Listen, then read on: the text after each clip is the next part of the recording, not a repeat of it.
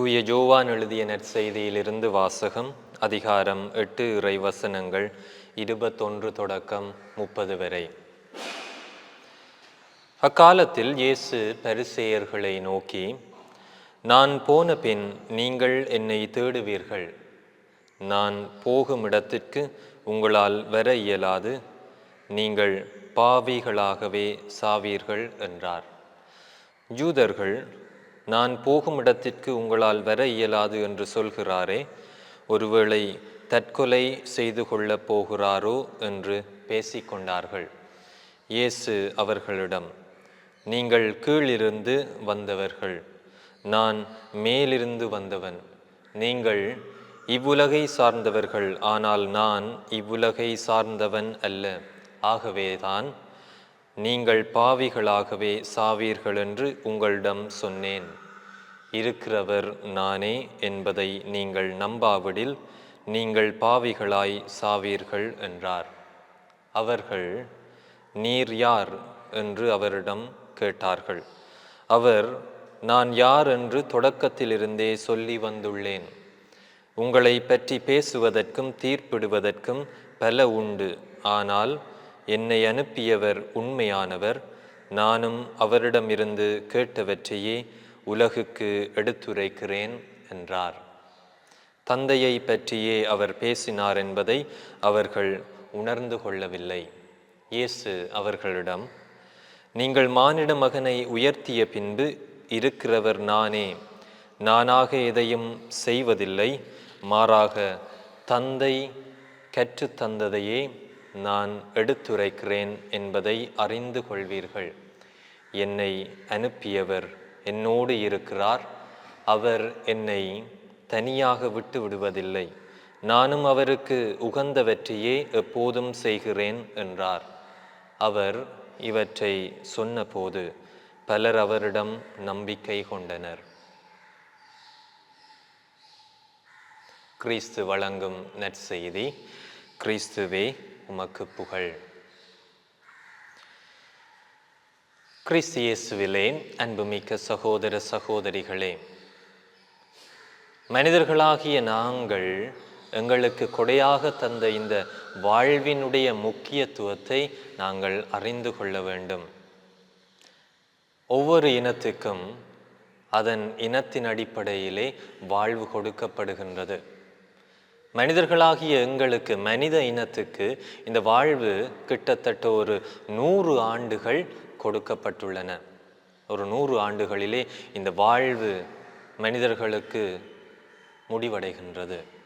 100 ஆண்டுகளுக்கு மேலே ஒரு 10 ஆண்டுகள் செல்லலாம், அல்லது 60, 70, 80 அல்லது 20, இப்படி இந்த ஆண்டுகளுக்குள்ளே இந்த வாழ்வு முடங்கி போகின்றது. ஆண்டவராலே இது கொடையாக எங்களுக்கு தரப்படுகின்றது. ஆனால் இந்த வாழ்விலே நாங்கள் எதை, எங்களுக்கு தருகின்ற வாய்ப்பை எவ்வாறு பயன்படுத்துகின்றோம் என்று சிந்திக்க அழைக்கப்படுகின்றோம். அன்புமிக்க சகோதர சகோதரிகளே, இந்த வாழ்க்கை காலத்திலே நாங்கள் பல வேளைகளிலே வாழத் தெரியாமல் வாழ்ந்து கொண்டிருக்கின்றோம். எங்களுக்கு தரப்படுகின்ற சந்தர்ப்பங்களை நாங்கள் பல நேரங்களிலே பயன்படுத்த தவறிவிடுகின்றோம்.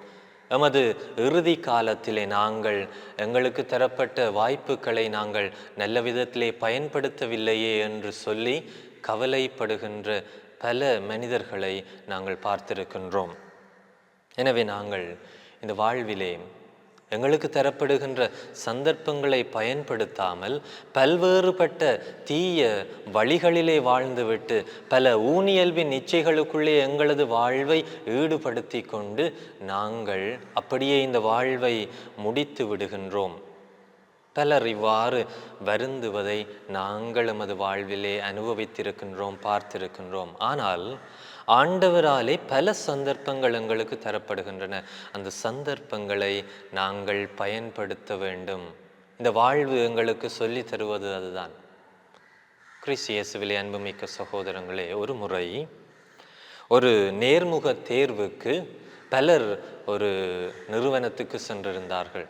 எனவே அங்கே பலர், அந்த தேர்வாளர்கள் அந்த தேர்வுக்காக இருக்கின்றார்கள். ஒரு நபர் அங்கே வருகின்றார். அவரும் ஒரு தேர்வாளரை போல அங்கு வந்து அங்கு இருக்கின்ற மற்ற சக தேர்வாளர்களோடு அவர் கலந்துரையாடுகின்றார், கதைக்கின்றார், பல கேள்விகளை கேட்கின்றார். அப்போது பலர் பலவிதமான விடைகளை சொல்லுகின்றார்கள், நல்ல விடைகளை சொல்லுகின்றார்கள். அந்த மனிதன் எதிர்பார்த்தது மாதிரி அவர்கள் பல விடைகளை சொல்லுகின்றார்கள். பலர் அதை தட்டி கழிப்பதை போல அவர்கள் தங்களுடைய பதில்களை சொல்லுகின்றார்கள். அவரை ஏற்றுக்கொள்ளவில்லை. அந்த மனிதர் கேட்கின்ற கேள்விகளுக்கு இவர்கள் சரியாக பதில்களை சொல்லவில்லை. எனவே ஒரு சில நிமிடங்களுக்கு பிறகு அங்கிருந்து அழைப்பு வருகின்றது. நேர்முக தேர்வு முடிந்து விட்டது, நீங்கள் அனைவரும் போகலாம், இவர்கள் தேர்ந்தெடுக்கப்பட்டார்கள் என்று. அப்போது எல்லாருக்கும் ஆச்சரியம். என்னடா, நாங்கள் இன்னும் நேர்முக தேர்வை சந்திக்கவே இல்லை, எங்களுக்கு இந்த வேலை கிடைக்கவில்லையே, ஏன் இந்த நிறுவனம் இவ்வாறு செய்கின்றது என்று சொல்லுகின்ற போது அங்கே அவர்கள் மத்தியில் வந்த அந்த நபர்தான் அந்த நேர்முக தேர்வை நடாத்த இருந்தவர். எனவே அவர் சகஜமாக அந்த மனிதர்களோடு வந்து அந்த கேள்விகளை கலந்துரையாடி அங்கிருந்து அந்த கேள்விகளுக்குரிய பதிலை நல்ல விதத்திலே சொன்னவர்களை அவர் தேர்ந்தெடுக்கின்றார். கிறிஸ்து இயேசுவிலே அன்புமிக்க சகோதரங்களே, இந்த நேர்முக தேர்வை போலதான் நாங்களும் எமது வாழ்விலே ஆண்டவராலே இந்த கொடையாக தரப்பட்ட இந்த வாழ்விலே பல சந்தர்ப்பங்கள் எங்களுக்கு தரப்படுகின்ற அந்த சந்தர்ப்பங்களை எமது வாழ்விலே நாங்கள் எவ்வாறு பயன்படுத்துகின்றோம் என்று ஆண்டவர் பார்க்கின்றார். பல்வேறுபட்ட கேள்விகள், பல்வேறுபட்ட அனுபவங்கள், சந்தர்ப்பங்கள் வாயிலாக இந்த வாழ்விலே நாங்கள் எவ்வாறு வாழுகின்றோம் என்று ஆண்டவர் எங்களை பார்க்கின்றார். நாங்கள் நினைக்கலாம், நாங்கள் இறந்து விண்ணகத்துக்கு செல்லுகின்ற போது ஆண்டவர் எங்களை முகமுகமாக தரிசிப்பார், அவர் எங்களுக்கு அந்த நிலை வாழ்வை தருவார் என்று நாங்கள் நினைக்கின்றோம். ஆனால் அந்த நிலை வாழ்வை நாங்கள் பரிசாக பெற்றுக்கொள்ள வேண்டுமென்றால் இந்த உலகிலே நாங்கள் பயணிக்கின்ற போது எவ்வாறு நாங்கள் பயணிக்கின்றோம், எங்களுக்கு தரப்படுகின்ற வாய்ப்புகளை நாங்கள் பயன்படுத்துகின்றோமா என்று நாங்கள் சிந்திக்க அழைக்கப்படுகின்றோம். அன்புமிக்க சகோதரங்களே, எசாயா இறைவாக்கினர் 55வது அதிகாரம் 6வது வசனத்திலே இவ்வாறு சொல்லுகின்றார், ஆண்டவரை காண வாய்ப்புள்ள போதே அவரை தேடுங்கள். எனவே ஆண்டவரை நாங்கள் இந்த உலகிலே காண பல வாய்ப்புகள் எங்களுக்கு தரப்படுகின்றன. அந்த வாய்ப்புகளை, சந்தர்ப்பங்களை நாங்கள் பயன்படுத்த வேண்டும். அதைத்தான் இன்றைய நற்செய்தியிலே நாங்கள் வாசிக்க கேட்டோம். இன்றைய நற்செய்தி பகுதியை நாங்கள் வாசிக்கின்ற போது இன்னொரு நற்செய்தி பகுதி எங்களுக்கு ஞாபகம் வரலாம். லாசர் என்ற ஒரு நபர் இருக்கின்றார். அவர் ஒரு ஏழையாக இருக்கின்றார். செல்வந்தன் ஒருவன் இருக்கின்றான். அந்த செல்வந்தன் இந்த லாசரை அவன் ஏறெடுத்தும் பார்த்ததில்லை.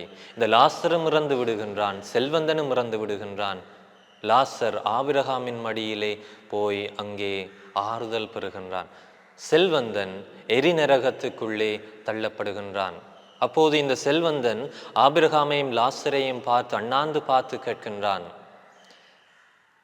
தந்தை ஆபிரகாமே, லாசரை எனது சகோதரர்களிடம் அனுப்பிவிடும், அப்போது அவர்களாவது வாழ்வை பெறுவார்கள். அப்போது ஆபிரகாம் சொல்லுகின்றார், அவர்களுக்கு பல சந்தர்ப்பங்கள் கொடுக்கப்படுகின்றன, பல இறைவாக்கினர்கள் இருக்கின்றனர், பல அறிவுரையாளர்கள் இருக்கின்றனர், அவர்களுக்கு செவி சாய்க்காவிட்டால் வேறு ஒருவருக்கும் அவர் செவி சாய்க்க மாட்டார்கள்.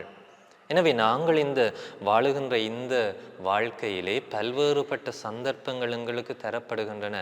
இன்றைய நற்செய்தியிலும் ஆண்டவர் அவர்களுக்கு சொல்லுகின்றார், அந்த யூதர்களுக்கு சொல்லுகின்றார், நான் போகும் இடத்திற்கு உங்களால் வர இயலாது. ஆண்டவர் தனது 3 வருட பணி வாழ்விலே பல்வேறுபட்ட அருமடையாளங்களை செய்கின்றார், புதுமைகளை செய்கின்றார். ஆனால் இந்த யூதர்கள் ஆண்டவர் இயேசுவை புரிந்து கொள்ளவில்லை. பல்வேறு சந்தர்ப்பங்கள் அவர்களுக்கு கொடுக்கப்படுகின்றன, யூதர்கள் மறுத்து விடுகின்றார்கள். கடைசியாக ஆண்டவர் சொல்லுகின்றார், இருக்கின்றவர் நானே. இன்று ஆண்டவர் அந்த வார்த்தையை பயன்படுத்துகின்றார். அன்று மோயிசனுக்கு ஆண்டவர் சொன்னவர், இருக்கின்றவராக இருக்கின்றவர் நாமே என்று நீ போய் சொல். அதே வார்த்தையை ஆண்டவர் இன்றும் பயன்படுத்துகின்றார். இருக்கின்றவர் நானே, எப்போதும் நான் இருக்கின்றேன், எப்போதும் நான் உங்களோடு இருக்கின்றேன் என்று ஆண்டவர் இயேசு சொல்லுகின்ற போது அதை யூதர்கள் ஏற்றுக்கொள்ளுகின்றார்கள். இன்றைய நற்செய்தியின் கடைசி வரிகளை நாங்கள் பார்த்தோம் என்றால், அவர் இவற்றை சொன்னபோது பலர் அவரிடம் நம்பிக்கை கொண்டனர். எனவே ஆண்டவருடைய வார்த்தையிலே நாங்கள் நம்பிக்கை வைக்க வேண்டும். ஆண்டவர் எங்களுக்கு தருகின்ற சந்தர்ப்பங்களை, வாய்ப்புகளை நாங்கள் நமது வாழ்விலே பயன்படுத்த வேண்டும். அப்போது நாங்கள் ஆண்டவருடைய மக்களாக மாற முடியும். அதற்கு நாங்கள் ஆண்டவரை புரிந்து கொள்ள வேண்டும். ஒரு புத்தகத்தை நாங்கள் வாசிக்கின்றோம்.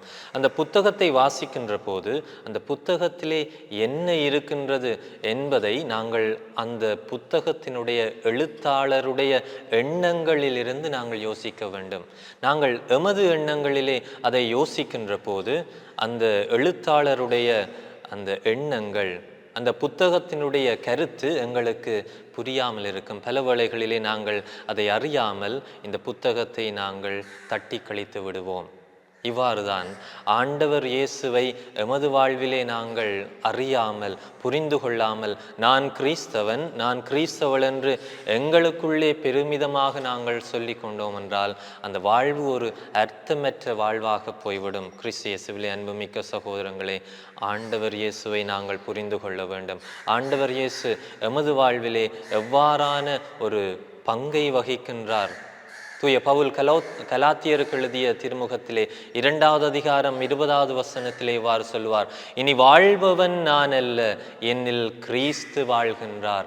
ஆண்டவர் இயேசுவை நாங்கள் நமது வாழ்விலே கொண்டு வாழ வேண்டும். அப்போது நாங்கள் இந்த உலகத்திலே சந்திக்கின்ற இந்த ஊனியல்பின் இயல்புகள் அனைத்தையும் களைந்து ஆவிக்குரிய இயல்பை நாங்கள் அணிந்து கொள்ள முடியும். இன்று நாங்கள் வாழுகின்ற இந்த சமுதாயத்திலே பல்வேறுபட்ட நபர்கள் நாங்கள் செய்வது பாவம் என்பதை அறியாமல் செய்து கொண்டிருக்கின்றார்கள். நாங்கள் பல விடயங்களை கேள்விப்படுகின்றோம். எங்களை சுற்றி பல விடயங்கள் நடக்கின்றன, பல தீய செயல்கள் நடக்கின்றன. ஆனால் அந்த செயல்கள் அனைத்தும் பாவம் என்ற உணர்வு எங்களிடம் இல்லாமல் இருக்கின்றது. அதை நாங்கள் உணர்ந்து கொள்ள வேண்டும். அவை அனைத்தும் பாவம் என்ற உணர்வு எங்களுக்குள்ளே வருகின்ற போது, ஆண்டவர் தருகின்ற சந்தர்ப்பங்களை நாங்கள் உணர்ந்து கொள்ளுகின்ற போது நிச்சயமாக நாங்கள் ஆண்டவரது பாதையிலே வாழ முடியும். எனவே தவக்காலத்திலே பயணித்து கொண்டிருக்கின்றோம். இன்னும் ஒரு சில நாட்களிலே நாங்கள் ஆண்டவருடைய அந்த மறைபொருளை தியானிக்க இருக்கின்றோம். பாடுகள், மரணம், உயிர்ப்பு என்று. நாங்கள் இந்த பாடுகள் மரணத்தோடு மட்டும் இல்லாமல், எமது சோதனைகள் வேதனைகளோடு மட்டும் இல்லாமல், ஆண்டவரோடு உயிர்க்கின்ற அந்த மனப்பக்குவத்தை, அந்த வல்லமையை நாங்கள் பெற வேண்டுமென்றால் எங்களுக்கு தரப்படுகின்ற ஒவ்வொரு சந்தர்ப்பங்களையும் நாங்கள் பயன்படுத்தி நல்லதொரு வாழ்வை வாழுவோம். ஆமேன்.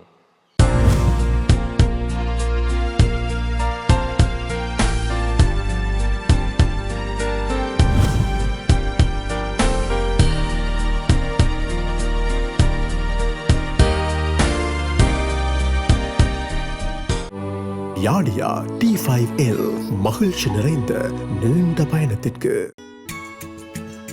ஹோலி மேரியில் புத்தம்புது நிகழ்ச்சிகளை உடனுக்குடன் பார்த்து மகிழ எமது Facebook மற்றும் YouTube பக்கத்தை லைக் செய்யுங்கள்.